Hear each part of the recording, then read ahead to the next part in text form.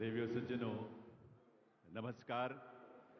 पावन प्रदेश हरियाणा की ऐतिहासिक नगरी हिसार के महाराजा अग्रसेन अंतर्राष्ट्रीय हवाई अड्डा परिसर में आयोजित इस समारोह में हार्दिक स्वागत अभिनंदन। देश के यशस्वी प्रधानमंत्री, दुनिया के सर्वाधिक लोकप्रिय नेता और विकसित भारत के शिल्पी माननीय श्री नरेंद्र मोदी जी का आप सबके करतल ध्वनि के साथ, ऊर्जा और उल्लास से भरी करतल ध्वनि के साथ प्रधानमंत्री महोदय का वंदन अभिनंदन। इस अवसर पर मंच पर गरिमामयी उपस्थिति है हरियाणा के माननीय मुख्यमंत्री श्री नायब सिंह सैनी जी का, उनका भी हार्दिक स्वागत अभिनंदन है।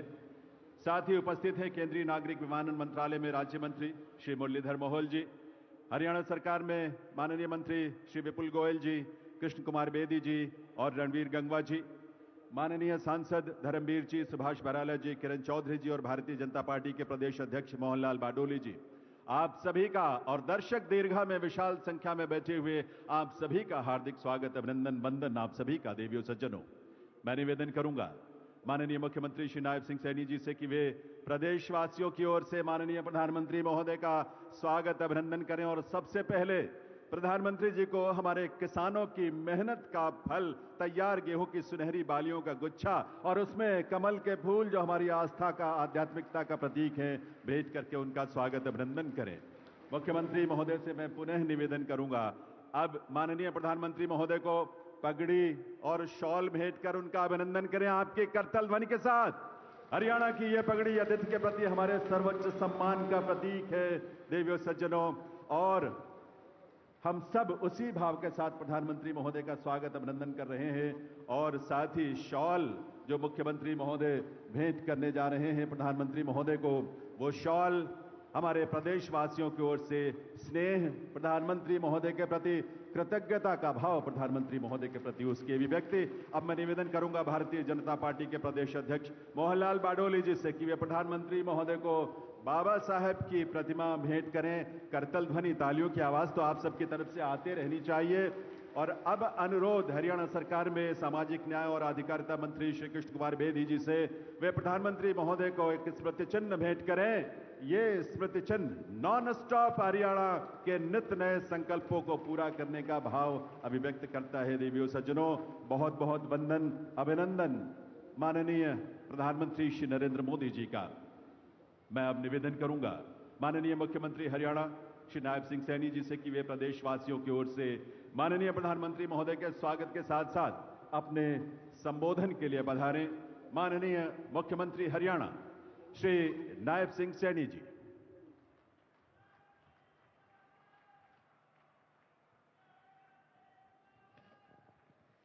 भारत माता की,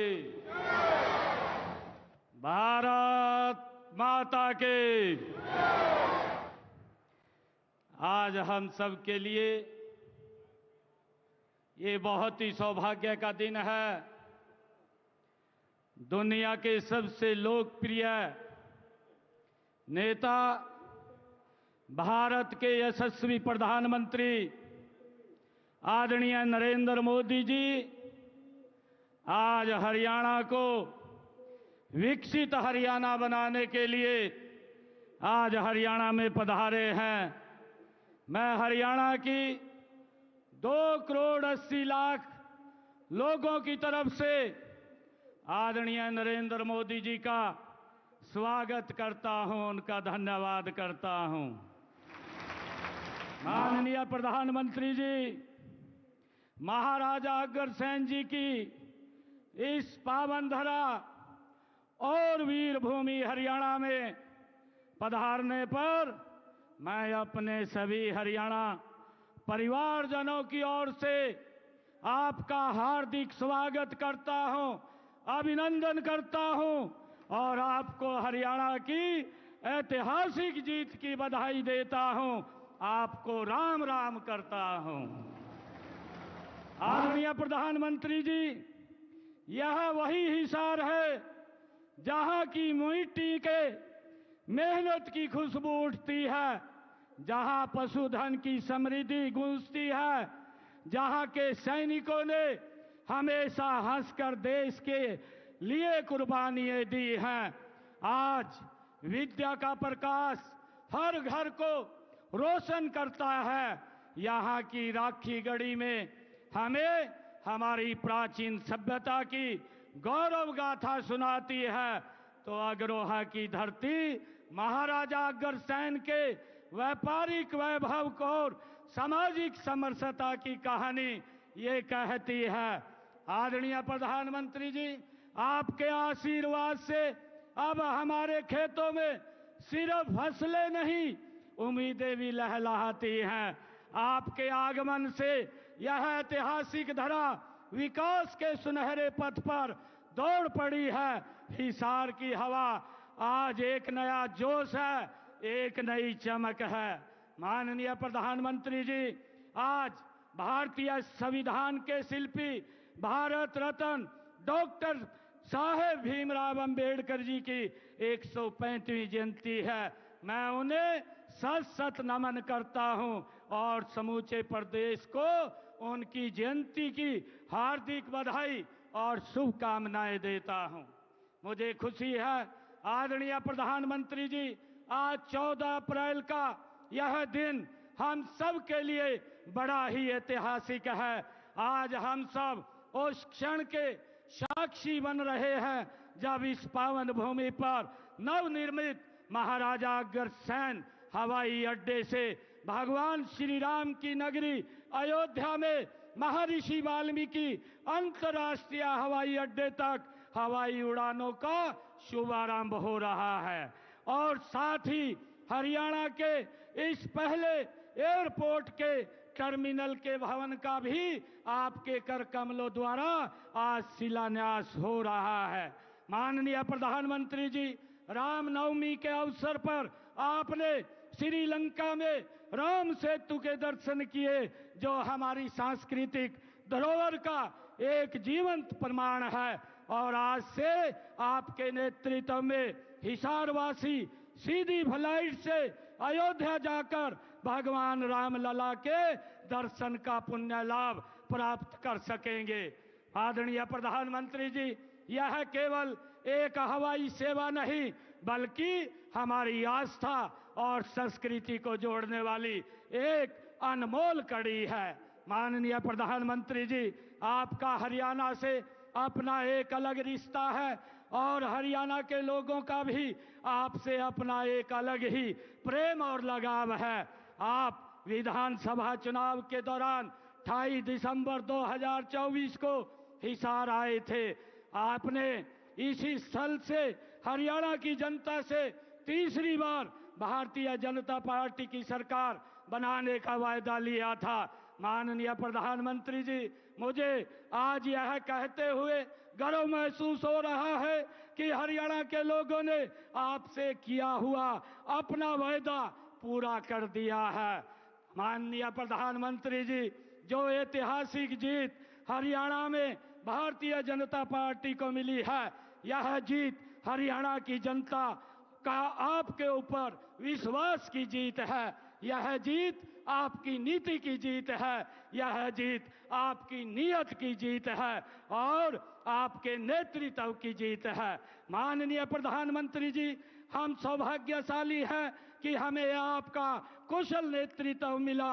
ये उसकी जीत है। यह जीत आपके मार्गदर्शन में हो रहे हरियाणा के विकास की जीत है। माननीय प्रधानमंत्री जी, मुझे आज आपको यह बताते हुए खुशी हो रही है कि तीसरी पारी के 100 दिनों के अंदर अंदर ही हमने अपने संकल्प पत्र के 19 वायदे पूरे किए हैं। 90 वायदों पर काम शुरू हो चुका है और बाकी सभी भी तेज गति से काम हो रहा है।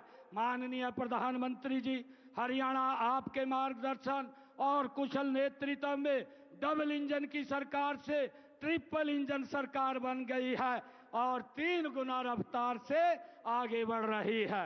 माननीय प्रधानमंत्री जी, हमने अपनी माताओं बहनों से लाडो लक्ष्मी योजना की शुरुआत का वायदा किया था। मुझे बताते हुए खुशी हो रही है कि हमने पहले ही बजट में हमने इस योजना के लिए 5000 करोड़ रुपए का प्रावधान कर दिया है। माननीय प्रधानमंत्री जी, जब आप 28 सितंबर को 28 सितंबर 2024 को इसी सभा स्थल पर हिसार आए थे, तब एक वादा मैंने पूरे हरियाणा की ओर से आपको किया था, और वह था कि हरियाणा में तीसरी बार भारतीय जनता पार्टी की सरकार बनते ही हम आपको हिसार एयरपोर्ट के उद्घाटन के लिए बुलाएंगे। और आपने भी वायदा किया था और गारंटी भी दी थी कि सरकार बनते ही एयरपोर्ट के काम में गति भी आएगी और इसका उद्घाटन करने भी आएंगे। माननीय प्रधानमंत्री जी, मुझे खुशी है कि आज यह दोनों वायदे भी पूरे हो गए हैं।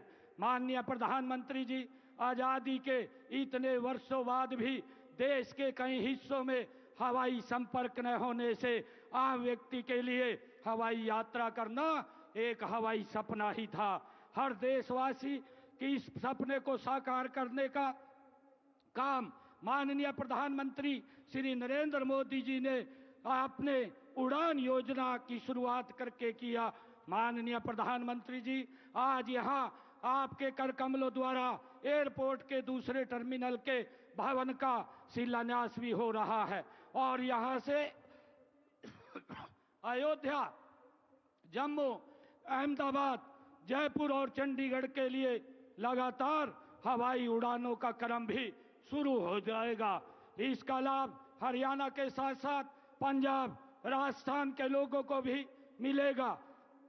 प्रदेश का पहला एयरपोर्ट आपके आशीर्वाद से मिला है, इसके लिए आपका बहुत बहुत धन्यवाद करता हूं। माननीय प्रधानमंत्री जी, हरियाणा अगर आज 3 गुना रफ्तार से आगे बढ़ रहा है तो इसका कारण आप हैं, आपका नेतृत्व है, आपका मार्गदर्शन है, आपकी सोच है और आपका विजन है। माननीय प्रधानमंत्री जी, आज आपके कर कमलों से हरियाणा की एक नई दिशा, नई उड़ान और नए युग का आरंभ हो रहा है। माननीय प्रधानमंत्री जी, मैं आपको हरियाणा के 2 करोड़ 80 लाख लोगों की ओर से ये विश्वास दिलाता हूं कि आपके विकसित भारत के सपने को पूरा करने में हरियाणा का स्थान और हरियाणा का योगदान दोनों अग्रणी रहेंगे। मैं एक बार फिर पूरे धाकड़ हरियाणा की ओर से देश के धाकड़ प्रधानमंत्री जी का इस पवित्र भूमि पर स्वागत करता हूं, अभिनंदन करता हूं, धन्यवाद करता हूं। जय हिंद, जय भारत, जय भारत मां।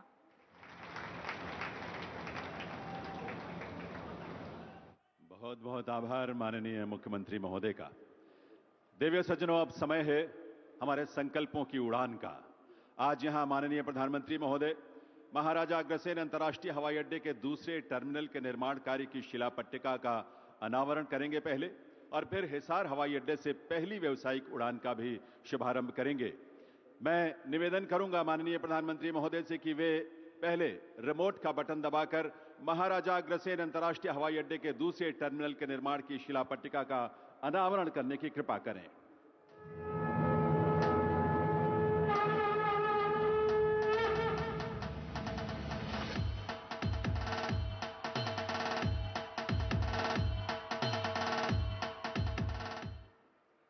और माननीय प्रधानमंत्री महोदय हिसार हवाई अड्डे से पहली व्यावसायिक उड़ान का भी शुभारंभ करेंगे रिमोट का बटन दबाकर।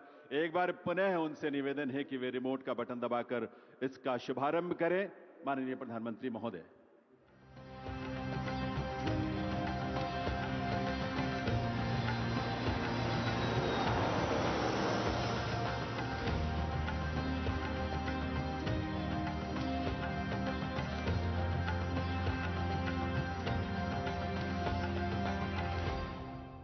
देवियों सज्जनों, आप सबको हृदय से बधाई इस उड़ान की, संकल्पों के इस नए उड़ान की। और ये दृश्य आपके सामने हमारे इस एयरपोर्ट के उस रनवे का है जहां से पहली व्यावसायिक उड़ान जो है वो टेक ऑफ करने वाली है, उसकी शुरुआत हो रही है।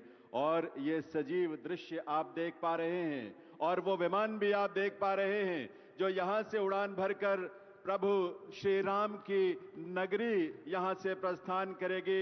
महर्षि वाल्मीकि अंतर्राष्ट्रीय हवाई अड्डा अयोध्या धाम के लिए जो रवाना हो रही है करतल ध्वनि के साथ। आइए अपनी शुभकामनाएं दें और अपनी तरफ से बधाई भी सभी प्रदेशवासियों को, देश के लोगों को। ये उड़ान जो आपके सामने अब एक नए संकल्प के साथ आसमान छूने के लिए, आसमान की ऊंचाइयों को छूने के लिए आगे बढ़ चुकी है। बहुत बहुत आभार माननीय प्रधानमंत्री महोदय का इस उड़ान के लिए, इस सौगात के लिए। आज के विशेष दिन पर ये उड़ान होने के समय एक शुरुआत है जो भविष्य में और भी विस्तार पाएगा। संकल्पों की इस उड़ान पर आधारित एक फिल्म हमने तैयार की है जिसमें हिसार के इस महाराजा अग्रसेन अंतर्राष्ट्रीय हवाई अड्डे के नए स्वरूप की झलक आपको नजर आएगी। आइए देखते हैं ये फिल्म। हरियाणा का दिल हिसार, जहां इतिहास की गूंज हवाओं में तैरती है और भविष्य की उड़ान तैयार है। प्रधानमंत्री श्री नरेंद्र मोदी जी की गति शक्ति योजना के तहत हिसार अब हवाई नक्शे पर नई ऊंचाइयां छुएगा। आज माननीय प्रधानमंत्री जी ने महाराजा अग्रसेन हवाई अड्डे से अयोध्या के लिए पहली उड़ान को अपने शुभ कर कमलों से रवाना किया और टर्मिनल 2 के निर्माण की आधारशिला भी रखी, जिस पर लगभग 486 करोड़ रुपए खर्च होंगे। हरियाणा सरकार के सहयोग से बना ये एयरपोर्ट न केवल क्षेत्रीय विकास और रोजगार का द्वार खोलेगा, बल्कि देश के प्रमुख शहरों से सीधी हवाई कनेक्टिविटी भी सुनिश्चित करेगा। 7200 एकड़ में फैले इस इंटीग्रेटेड एविएशन हब में 4200 एकड़ पर एयरपोर्ट और 3000 एकड़ पर एविएशन हब विकसित हो रहा है। 3000 मीटर लंबा रनवे हर मौसम और हर समय उड़ानों के लिए तैयार है।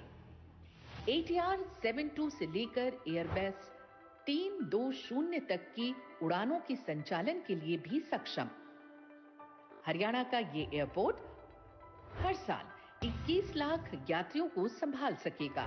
शुरुआती उड़ानों में अयोध्या, जम्मू, जयपुर, अहमदाबाद और चंडीगढ़ को जोड़ा जा रहा है। व्यापार, पर्यटन और औद्योगिक विकास को नई रफ्तार देने के लिए हिसार हवाई अड्डा, जहां सपनों की डोर अब सीधे जुड़ती है आसमान से। आप सबकी करतल ध्वनि के साथ आइए इस अवसर को हम मिलकर मनाएं उत्साह से, जहां ये सौगात आज हम सबको मिली है प्रधानमंत्री महोदय के करकमलों से। देवी सज्जनों, माननीय प्रधानमंत्री महोदय की प्रेरणा और उनके मार्गदर्शन में हरियाणा प्रदेश ने बीते 10 वर्षों में विकास और सुशासन के नए प्रतिमान स्थापित किए हैं। 10 वर्षों की इस यात्रा पर आधारित एक लघु फिल्म है जो हमने तैयार की है। आइए देखते हैं ये फिल्म। 2014 देश ने एक बड़ा बदलाव देखा। मैं नरेंद्र दामोदर दास मोदी प्रधानमंत्री नरेंद्र मोदी जी ने देश की कमान संभाली और अपने कड़े और बड़े फैसलों से देश को एक नई दिशा दी। पर हरियाणा में भी था भेदभाव, क्षेत्रवाद का बोलबाला। अगर पारदर्शिता भी थी तो सिर्फ बातों और दावों में। ऐसे कठिन समय में हरियाणा ने मोदी जी का साथ चुना और फिर हुआ हरियाणा में एक नए दौर का उदय। हरियाणा अद्भुत संभावनाओं का राज्य है। डबल इंजन सरकार आपके लिए विकसित हरियाणा बनाने में जुटी है। मोदी जी के इस विजन को मिशन बनाया हरियाणा सरकार ने। राज्य की नीतियां, निर्णय और सरकार द्वारा लोगों के लिए प्रयास सुशासन की डोर में बंधे। अंतिम छोर तक हरियाणा सरकार पहुंची। ध्येय सिर्फ सेवा रहा और मिशन विकास। आदरणीय प्रधानमंत्री नरेंद्र मोदी जी का जो शब्द है, सबका साथ, सबका विकास और सबका प्रयास, उसको लेकर के हमारी सरकार निरंतर काम कर रही है। हरियाणा ने लोगों को गरीबी से बाहर लाने का संकल्प सिर्फ कागजों पर नहीं, जमीन पर उतारा। और जहां एक ओर हरियाणा देश का पहला राज्य बना जिसने गरीबी रेखा की आय सीमा को बढ़ाकर 1,80,000 रुपए कर दिया, वहीं दूसरी ओर पारदर्शिता, विश्वास और निष्पक्षता, इन नीतियों ने नए हरियाणा की नींव रखी। आज 60 विभागों की 819 सेवाएं ऑनलाइन मिल रही हैं। साथ ही हरियाणा परिवार पहचान पत्र जारी करने वाला देश का पहला राज्य है। इससे 52 लाख परिवारों को योजनाओं का लाभ मिल रहा है और वो भी घर बैठे। पिछले 10 वर्षों में हरियाणा ने कई बड़ी उपलब्धियां हासिल की हैं, जिससे हरियाणा बना पढ़ी लिखी पंचायतों वाला देश का सबसे पहला राज्य। हरियाणा ने पंचायतों में महिलाओं की 50% भागीदारी सुनिश्चित की। इसके अलावा हरियाणा कर्मचारियों के लिए ऑनलाइन ट्रांसफर नीति वाला देश का पहला राज्य बना। ट्रांसफर पोस्टिंग का खेल नहीं चलता और अब सरकार नागरिकों के दरवाजे पर आ गई है। लंबी कतारों और परेशानी से जनता को छुटकारा मिला है। सामाजिक सुरक्षा पेंशन जो कि 2014 में 1000 रुपए थी, उसे बढ़ाकर 3000 रुपए करने वाला पहला राज्य भी बन गया है हरियाणा। किसानों को सही समय पर भुगतान की चुनौती से निपटने के लिए हरियाणा सरकार ने शुरू किया मेरी फसल मेरा ब्यौरा पोर्टल। अब फसल बेचने के 48 घंटों के भीतर किसान को मिलता है पूरा भुगतान सीधे खाते में। डीबीटी के माध्यम से सीधे 12 लाख किसानों के खाते में फसल खरीद के 1,25,000 करोड़ रुपए पहुंचे हैं। इतना ही नहीं, 45 लाख परिवारों को चिरायु योजना से सालाना 5 लाख रुपए तक का मुफ्त इलाज भी उपलब्ध है। हरियाणा ने 1 करोड़ 20 लाख से ज्यादा चिरायु आयुष्मान कार्ड बनाए ताकि अब बीमारी से किसी पर कोई बोझ न आए। साथ ही हरियाणा ने अंग्रेजों के समय से चले आ रहे लाल डोरा के विवादों को खत्म किया। 25 लाख से अधिक परिवारों को लाल डोरा के भीतर अपनी जमीन का स्वामित्व मिला। भविष्य को संवारने की इसी मुहिम में हरियाणा में 13 लाख से ज्यादा घरों तक पहुंचा नल से साफ पानी, जिससे अब बेटियां पानी भरने नहीं सपने पूरे करने निकलती हैं। आज 6000 से अधिक गांवों में 24 घंटे बिजली उपलब्ध है। साथ ही रेलवे और मेट्रो नेटवर्क का विस्तार भी तेजी से हो रहा है। औद्योगिक विकास के मामले में भी पीछे नहीं हरियाणा। फॉर्च्यून 400 कंपनियों के हेडक्वार्टर्स यहीं पर हैं। पिछले 10 साल में हमने वो किया जो कभी असंभव लगता था। हरियाणा ने हर क्षेत्र में तेज बदलाव किया है। अब यहाँ सपनों को पंख मिलते हैं और हौसलों को मंजिल। ये नया हरियाणा है, सशक्त, तेज और नॉन स्टॉप। एक बार आपकी करतल ध्वनि की गूंज जरूर सुनाई देनी चाहिए, क्योंकि ये नया हरियाणा है, नॉन स्टॉप हरियाणा है। देवियों सज्जनों, स्वतंत्र भारत के इतिहास में वर्ष 2014 आप सब इस बात को गहरे से महसूस करते हैं, एक नए युग के प्रवर्तन का वर्ष था, जब माननीय प्रधानमंत्री श्री नरेंद्र मोदी ने देश का नेतृत्व संभाला और बाबा साहेब के चिंतन और उनकी विरासत को समावेशी भारत, विकसित भारत के निर्माण का आधार बनाया। सबका साथ, सबका विकास बाबा साहेब के उसी चिंतन का विस्तार है। आइए देवियों सज्जनों, आप सबके करतल ध्वनि के साथ निवेदन करें ऐसे युग दृष्टा प्रधानमंत्री श्री नरेंद्र मोदी जी से वे अपने संबोधन के लिए पधारें, हम सबका मार्गदर्शन करें, हम सबको शुभकामना, अपना शुभ संदेश दें। माननीय प्रधानमंत्री महोदय।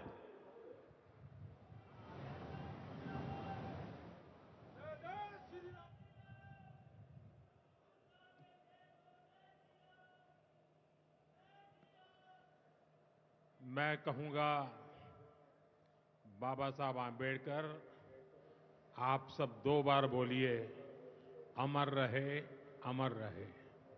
बाबा साहब आंबेडकर, बाबा साहब आंबेडकर, बाबा साहब आंबेडकर। हरियाणा के मुख्यमंत्री श्रीमान नायब सिंह सैनी जी, केंद्रीय मंत्रिमंडल के मेरे साथी श्रीमान मुरलीधर मोहोल जी, हरियाणा सरकार के सभी मंत्रीगण, सांसद और विधायकगण और मेरे प्यारे भाई और बहनों, मारे हरियाणा के धाकड़ लोगों ने राम राम।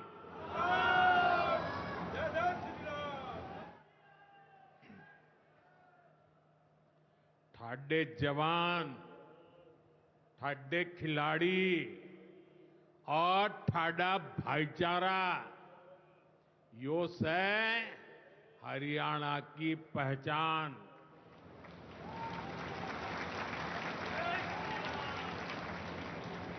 लावणी के इस अति व्यस्त समय में आप इतनी विशाल संख्या में हमें आशीर्वाद देने पहुंचे हैं। मैं आप सभी जनता जनार्दन का अभिनंदन करता हूं। गुरु जंबेश्वर, महाराजा अग्रसेन और अग्रोहा धाम को भी श्रद्धापूर्वक नमन करता हूं। साथियों, हरियाणा से, हिसार से मेरी कितनी ही यादें जुड़ी हुई है। जब भारतीय जनता पार्टी ने मुझे हरियाणा की जिम्मेदारी दी थी, तो यहां अनेक साथियों के साथ मैंने लंबे समय तक मिलकर काम किया था। इन सभी साथियों के परिश्रम ने भारतीय जनता पार्टी की हरियाणा में नींव को मजबूत किया है। और आज मुझे ये देखकर गर्व होता है कि भाजपा विकसित हरियाणा, विकसित भारत के लक्ष्य को लेकर पूरी गंभीरता से काम कर रहा है। साथियों, आज का दिन हम सभी के लिए, पूरे देश के लिए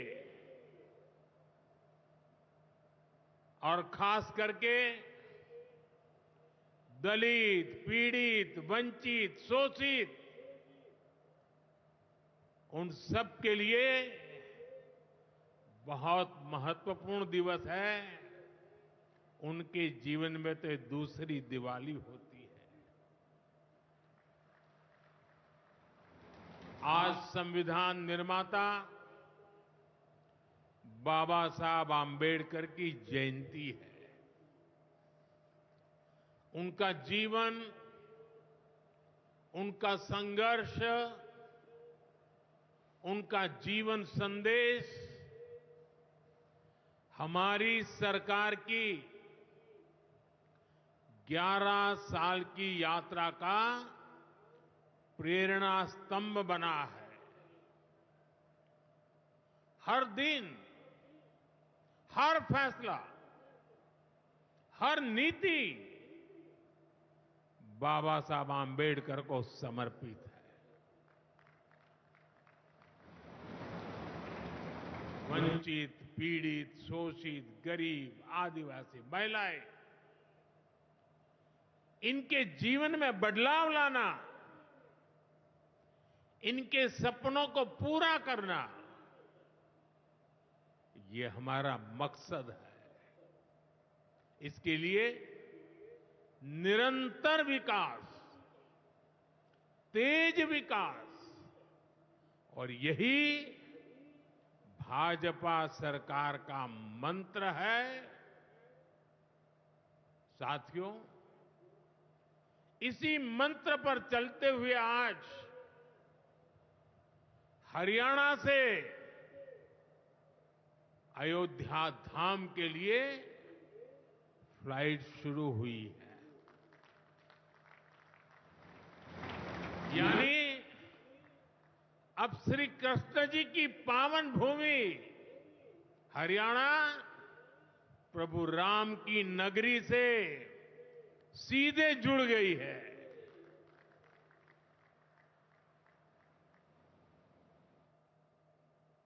अग्रसेन हवाई अड्डे से वाल्मीकि हवाई अड्डे आज सीधी उड़ान भरी जा रही है।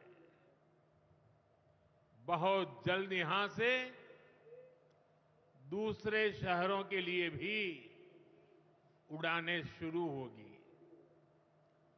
आज हिसार एयरपोर्ट की नई टर्मिनल बिल्डिंग का शिलान्यास भी हुआ है। ये शुरुआत हरियाणा की आकांक्षाओं को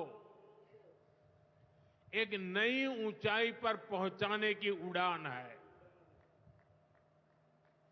मैं हरियाणा के लोगों को इस नई शुरुआत के लिए ढेर सारी बधाई देता हूं। साथियों, मेरा आपसे वादा रहा है, हवाई चप्पल पहनने वाला भी हवाई जहाज में उड़ेगा।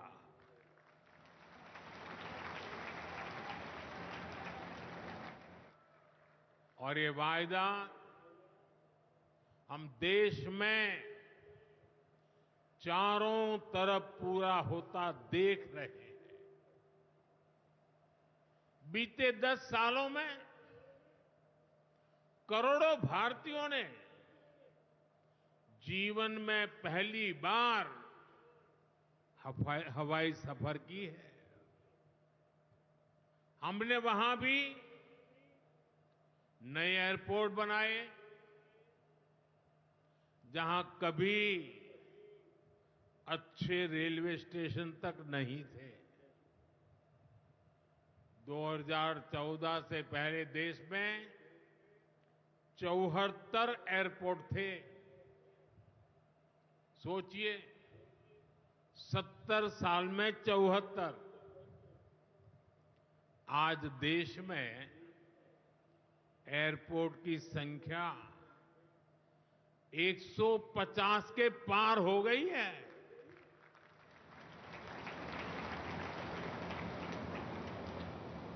देश के करीब 90 एरोड्रम उड़ान योजना से जुड़ चुके हैं। 600 से अधिक रूट पर उड़ान योजना के तहत हवाई सेवा चल रही है। इनमें बहुत कम पैसों में लोग हवाई यात्रा कर रहे हैं। और इसलिए आज हर साल हवाई यात्रा करने वालों का नया रिकॉर्ड बन रहा है।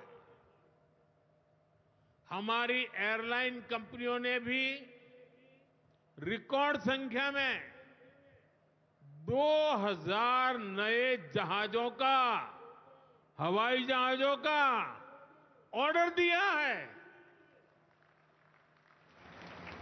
और जितने नए जहाज आएंगे, उतनी ही ज्यादा नौकरियां पायलट के रूप में हो, एयर होस्टेस के रूप में हो, सैकड़ों नई सेवाएं भी होती है। एक जगह हवाई जहाज चलता है तब ग्राउंड स्टाफ होता है, न जाने कितने काम होते हैं।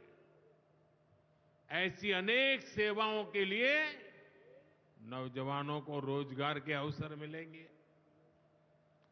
इतना ही नहीं, हवाई जहाज के मेंटेनेंस से जुड़ा एक बड़ा सेक्टर भी अनगिनत रोजगार बनाएगा।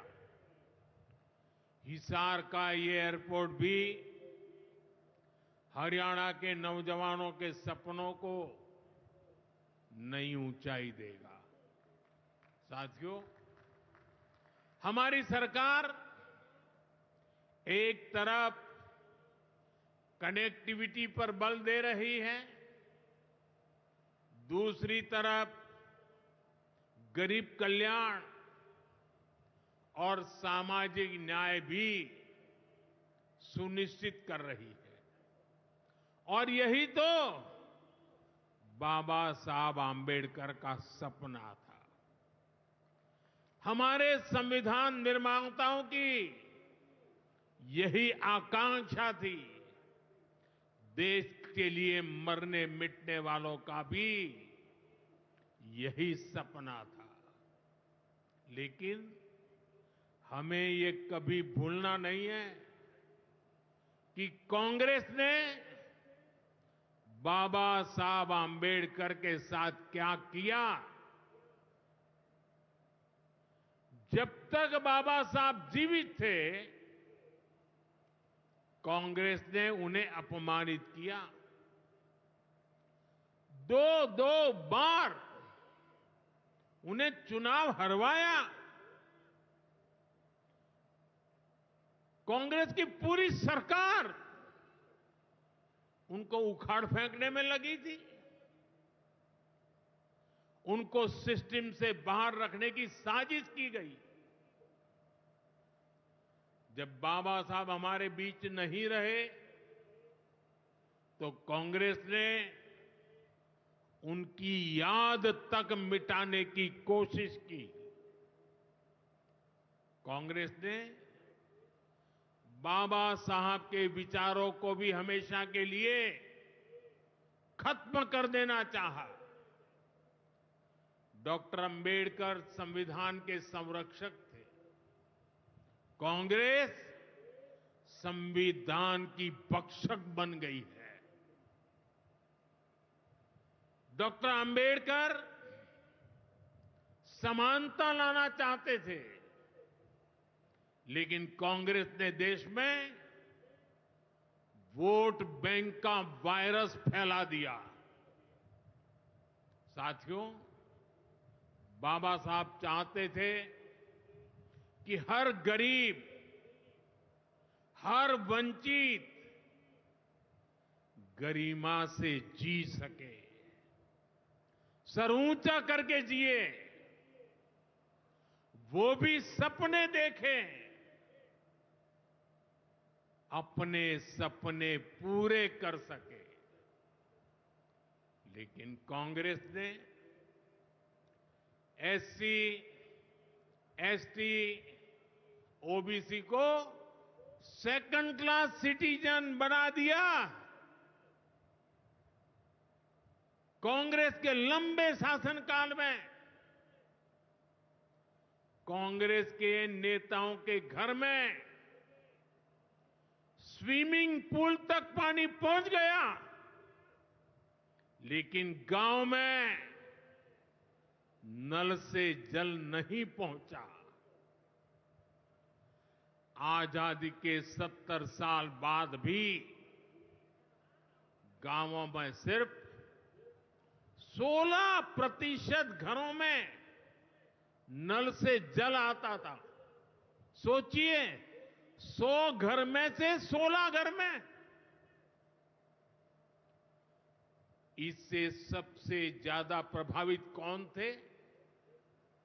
इससे एससी, एसटी, ओबीसी सबसे ज्यादा प्रभावित थे। अरे उनकी इतनी ही चिंता थी, आज जो गली गली में जाके भाषण झाड़ रहे हैं, अरे कम से कम मेरे एससी, एसटी, ओबीसी भाइयों के घर तक अरे पानी तो पहुंचा देते। हमारी सरकार ने 6-7 साल में 12 करोड़ से ज्यादा ग्रामीण घरों में नल कनेक्शन दिए हैं। आज गांव के 80% घरों में, यानी पहले 100 में से 16, आज 100 में से 80 घरों में नल से जल आता है। और बाबा साहब का आशीर्वाद है, हम हर घर तक नल से जल पहुंचाएंगे। शौचालय के अभाव में भी सबसे बुरी स्थिति एससी, एसटी, ओबीसी समाज की ही थी। हमारी सरकार ने 11 करोड़ से ज्यादा शौचालय बनवाकर वंचितों को गरिमा का जीवन दिया है। साथियों, कांग्रेस के जमाने में एससी, एसटी, ओबीसी के लिए बैंक का दरवाजा तक नहीं खुलता था। बीमा, लोन, मदद, ये सारी बातें सब सपना था। लेकिन अब जनधन खातों के सबसे बड़े लाभार्थी मेरे एससी, एसटी, ओबीसी के भाई बहन हैं। हमारे एससी, एसटी, ओबीसी भाई बहन आज गर्व से जेब में से रुपए कार्ड निकाल करके दिखाते हैं। जो अमीरों के जेब में कभी रुपए कार्ड हुआ करते थे, वो रुपए कार्ड आज मेरा गरीब दिखा रहा है। साथियों, कांग्रेस ने हमारे पवित्र संविधान को सत्ता हासिल करने का एक हथियार बना दिया।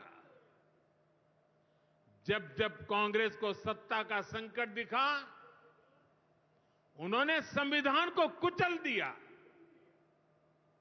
कांग्रेस ने आपातकाल में संविधान की स्पिरिट को कुचला, ताकि जैसे तैसे सत्ता बनी रहे। संविधान की भावना है कि सबके लिए एक जैसी नागरिक संहिता हो, जिसे मैं कहता हूं सेक्युलर सिविल कोड। लेकिन कांग्रेस ने इसे कभी लागू नहीं किया। उत्तराखंड में भाजपा सरकार आने के बाद सेक्युलर सिविल कोड, समान नागरिकता संहिता, ये लागू हुई।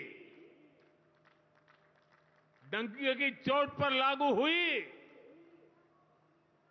और देश का दुर्भाग्य देखिए, संविधान को जेब में लेकर के बैठे हुए लोग, संविधान पर बैठ गए हुए लोग, ये कांग्रेस के लोग उसका भी विरोध कर रहे हैं। साथियों, हमारे संविधान ने एससी, एसटी, ओबीसी के लिए आरक्षण का प्रावधान किया, लेकिन कांग्रेस ने उनको आरक्षण पहुंचा कि नहीं पहुंचा, उनके बच्चों को शिक्षा के लिए सुविधाएं प्रारंभ मिलना शुरू हुआ कि नहीं हुआ, एससी, एसटी, ओबीसी के कोई व्यक्ति अधिकार से वंचित तो नहीं रह गए, उसकी कभी परवाह नहीं की। लेकिन राजनीतिक खेल खेलने के लिए कांग्रेस ने बाबा साहब आंबेडकर ने जो सपना देखा था, सामाजिक न्याय के लिए संविधान में जो व्यवस्था की थी, उसको भी पीठ में छुरा भोंककर उस संविधान के उस प्रावधान को तुष्टीकरण का माध्यम बना दिया। अभी आपने भी समाचारों में सुना होगा, कर्नाटका की कांग्रेस सरकार ने टेंडर में भी अब एससी, एसटी, ओबीसी के अधिकार छीन करके धर्म के आधार पर आरक्षण दे दिया, जबकि संविधान में बाबा साहब आम्बेडकर ने साफ साफ शब्दों में चर्चा में कहा था कि संविधान में कतई धर्म के आधार पर आरक्षण की व्यवस्था नहीं की जाएगी। और हमारे संविधान ने धर्म के आधार पर आरक्षण के लिए प्रतिबंध लगाया हुआ है। साथियों, कांग्रेस की तुष्टीकरण की इस नीति का बहुत बड़ा नुकसान मुस्लिम समाज को भी हुआ है। कांग्रेस ने सिर्फ कुछ कट्टरपंथियों को ही खुश किया है, बाकी समाज बेहाल रहा, अशिक्षित रहा, गरीब रहा। कांग्रेस की इस कुनीति का सबसे बड़ा प्रमाण वक्फ कानून है। देश आजाद होने के बाद 2013 तक वक्फ का कानून चलता था, लेकिन चुनाव जीतने के लिए, तुष्टीकरण की राजनीति के लिए, वोट बैंक की राजनीति के लिए 2013 के आखिर में, आखिरी सत्र में कांग्रेस ने इतने सालों तक चल रहे वक्फ के कानून में आनन फानन संशोधन कर दिया ताकि चुनाव में वोट पा सके। वोट बैंक को खुश करने के लिए इस कानून को ऐसा बना दिया कि बाबा साहब आम्बेडकर के संविधान की ऐसी की तैसी संविधान से ऊपर कर दिया। ये बाबा साहब का सबसे बड़ा अपमान का काम था। साथियों, ये कहते हैं कि उन्होंने मुसलमानों के हित में किया। मैं जरा ऐसे सभियों से पूछना चाहता हूं, वोट बैंक के भूखे इन राजनेताओं से कहना चाहता हूं, अगर सच्चे अर्थ से आपके दिल में मुसलमानों के लिए थोड़ी भी हमदर्दी है तो कांग्रेस पार्टी अपने पार्टी के अध्यक्ष मुसलमान को बनाए। क्यों नहीं बनाते भाई? संसद में टिकट देते हैं, 50% मुसलमानों को दो, जीत करके आएंगे तो अपनी बात बताएंगे। लेकिन ये नहीं करना है। कांग्रेस में तो कुछ नहीं देना है। देश के नागरिकों के अधिकारों को छीनना और देना, इनकी नीयत किसी का भी भला करने की कभी नहीं रही, मुसलमानों का भला करने की भी नहीं रही। यही कांग्रेस की अच्छी सच्चाई है। साथियों, वक्फ के नाम पर लाखों हेक्टेयर जमीन पूरे देश में है। इस जमीन, इस प्रॉपर्टी से गरीब का, बेसहारा महिलाओं बच्चों का भला होना चाहिए था। और आज ईमानदारी से उसका उपयोग हुआ होता तो मेरे मुसलमान नौजवानों को साइकिल के पंक्चर बना करके जिंदगी नहीं गुजारनी पड़ती। लेकिन इससे मुट्ठी भर भू माफिया का कोई भला हुआ। पसमानदा मुस्लिम इस समाज को कोई फायदा नहीं हुआ। और ये भूमाफिया किसकी जमीन लूट रहे थे?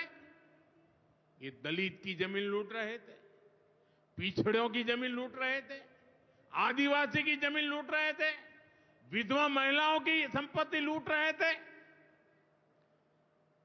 सैकड़ों विधवा मुस्लिम महिलाओं ने भारत सरकार को चिट्ठी लिखी, तब जाके कानून की चर्चा आई है। वक्फ कानून में बदलाव के बाद अब ये गरीबों से जो लूटा जा रहा है वो बंद होने वाला है।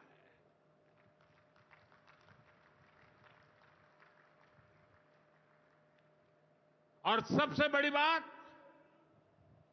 हमने एक बहुत बड़ा जिम्मेदारीपूर्ण महत्वपूर्ण काम किया है।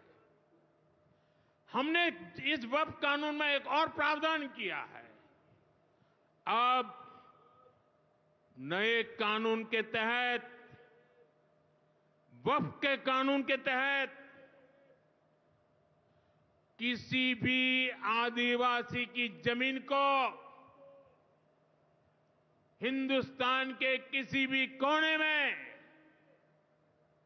आदिवासी की जमीन को, उसके घर को, उसकी संपत्ति को ये वक्फ बोर्ड हाथ भी नहीं लगा पाएगा। ये आदिवासी के हितों की रक्षा करने का, संविधान की मर्यादाओं का पालन करने का हमने बहुत बड़ा काम किया है। नए प्रावधानों से वक्फ की भी पवित्र भावना का सम्मान होगा।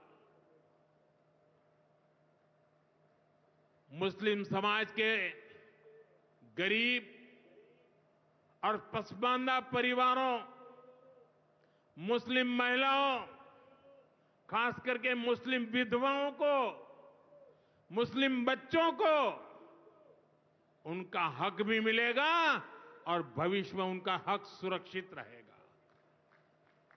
और यही तो बाबा साहब आंबेडकर ने संविधान के स्पिरिट में हमें काम दिया हुआ है। यही असल स्पिरिट है, यही असली सामाजिक न्याय है। साथियों, हमारी सरकार ने 2014 के बाद बाबा साहब आंबेडकर की प्रेरणा को आने वाली पीढ़ियों तक पहुंचाने के लिए अनेक महत्वपूर्ण कदम उठाए। बाबा साहब देश और दुनिया में जहां जहां रहे, वे सभी स्थान उपेक्षित थे। जो संविधान के नाम पर अपनी राजनीतिक रोटी सेकने के लिए निकले हैं, उन्होंने बाबा साहब से जुड़े हुए हर स्थान का अपमान किया, इसे इतिहास से मिटाने का प्रयास किया। स्थिति ये थी कि मुंबई के इंदु मिल में बाबा साहब आंबेडकर का स्मारक बनाने के लिए भी देश भर में लोगों को आंदोलन करने पड़े। हमारी सरकार ने आते ही इंदु मिल के साथ साथ बाबा साहब आंबेडकर की महू की जन्मभूमि हो, बाबा साहब आंबेडकर जी की लंदन की शिक्षा भूमि हो, दिल्ली में उनकी महापरिनिर्वाण स्थली हो, या फिर नागपुर की दीक्षा भूमि हो, हमने सभी का विकास किया। इनको पंच तीर्थ के रूप में विकसित किया है।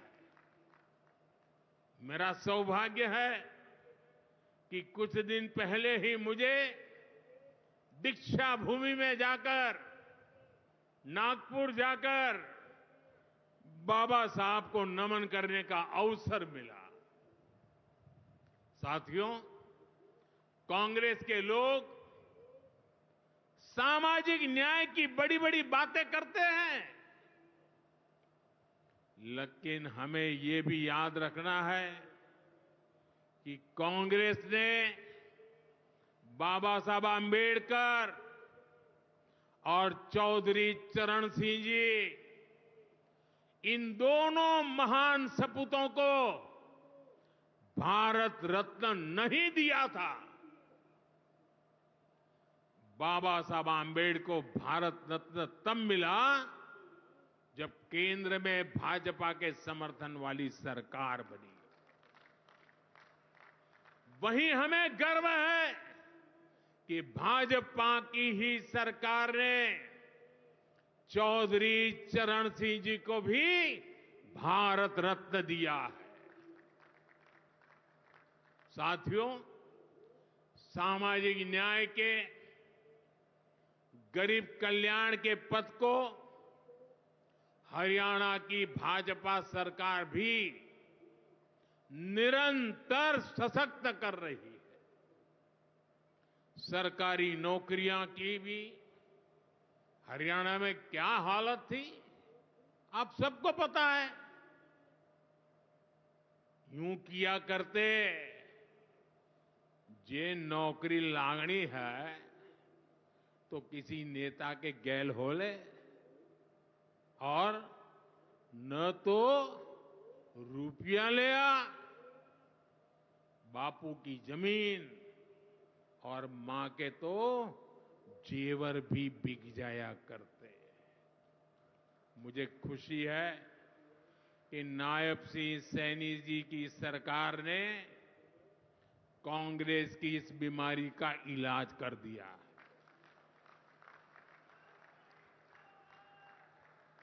बिना खर्ची, बिना पर्ची के नौकरियां देने का जो ट्रैक रिकॉर्ड हरियाणा का है, वो अद्भुत है।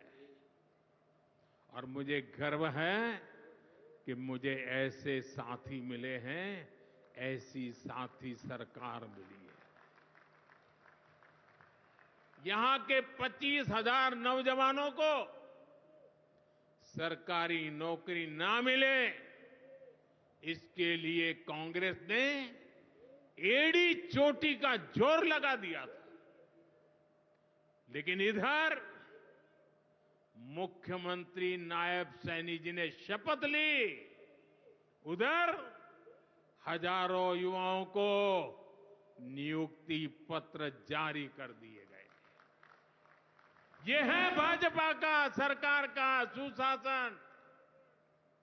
और अच्छा ये है कि नायब सिंह सैनी जी की सरकार आने वाले वर्षों में हजारों नई नौकरियों का रोड मैप बना करके चल रही है।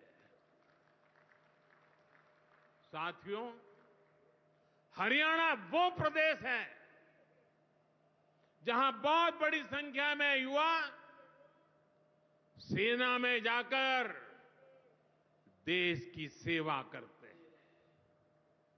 कांग्रेस ने तो वन रैंक वन पेंशन को लेकर भी दशकों तक धोखा ही दिया।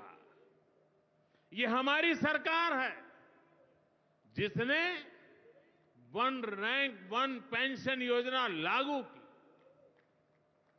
अब तक हरियाणा के पूर्व फौजियों को भी ओआरओपी के वन रैंक वन पेंशन के 13,500 करोड़ रुपए 13,500 करोड़ रुपए दिए जा चुके हैं। आपको याद होगा, इसी योजना पर झूठ बोलते हुए कांग्रेस सरकार ने पूरे देश के फौजियों के लिए सिर्फ 500 करोड़ रुपए का प्रावधान किया था। अब आप सोचिए, अकेले हरियाणा में 13,500 करोड़, और कहां 500 करोड़, कैसी आंख में धूल डालने की प्रवृत्ति थी। कांग्रेस किसी की सगी नहीं है, वो सिर्फ सत्ता की सगी है। वो न दलितों की सगी है, न पिछड़ों की सगी है, न मेरे देश की माता बहन बेटियों की सगी है, और न ही वो मेरे फौजियों की सगी है। साथियों, मुझे पूरा विश्वास है कि हरियाणा विकसित भारत के संकल्प को मजबूती देगा। खेल हो या फिर खेत, हरियाणा की मिट्टी की खुशबू दुनिया भर में महक बिखेरती रहेगी। मुझे हरियाणा के अपने बेटे बेटियों पर बहुत भरोसा है। ये नया एयरपोर्ट, ये नई उड़ान हरियाणा के सपनों को पूरा करने की प्रेरणा बने और इतनी विशाल संख्या में आप आशीर्वाद देने आए, ये मेरा सौभाग्य है। मैं आपको सर झुका करके नमन करता हूं और अनेक सफलताओं के लिए अनेक अनेक शुभकामनाएं देता हूं, बहुत बहुत बधाई देता हूं। मेरे साथ बोलिए भारत माता की, भारत माता की, भारत माता की। बहुत बहुत धन्यवाद। आइए हम सब अपने अपने स्थान पर खड़े होकर हृदय से आभार व्यक्त करें माननीय प्रधानमंत्री श्री नरेंद्र मोदी जी का। करतल ध्वनि की गूंज पूरे देश में सुनाई देनी चाहिए। बहुत बहुत आभार हरियाणा प्रदेश के जन जन की ओर से, आप सभी की ओर से, इस देश के यशस्वी प्रधानमंत्री श्री नरेंद्र मोदी जी का। आज का दिन आपने हरियाणा प्रदेश की विकास यात्रा को समर्पित किया है। बाबा साहेब की 135वीं जयंती को आप